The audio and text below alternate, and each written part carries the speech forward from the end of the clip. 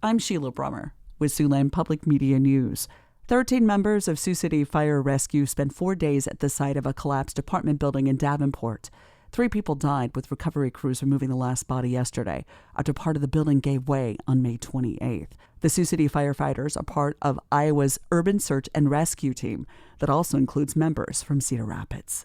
The first lawsuit of what could be many was filed Monday after the collapse. Dana Fierabach is suing the building's owner, businesses connected to his property, as well as the owner's hired engineering firm and contractors for negligence and inflicting emotional distress. The lawsuit says the building owner miserably failed to satisfy duties to his tenants. It alleges negligence exposed more than 50 residents to extreme and unacceptable harm that ultimately led to the deaths of 3 people: Brandon Colvin Sr., Ryan Hitchcock, and Daniel Prian. Also named in the lawsuit, the city of Davenport, as well as the building's prior ownership, Waukee Investments of Bettendorf. Florida Governor Ron DeSantis is sending staff from 2 Florida agencies to Davenport. Governor DeSantis announced on Twitter he's sending staff from his state's Emergency Management Division and the Florida DOT to assist in the ongoing recovery in Davenport. The agencies were involved in the long recovery after the collapse of a condo building in Surfside, Florida in 2021.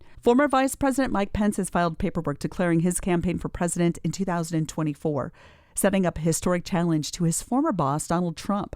Pence, the nation's 48th vice president, will formally launch his bid for the Republican nomination with a video and kickoff event in Des Moines tomorrow. That's the date of his 64th birthday.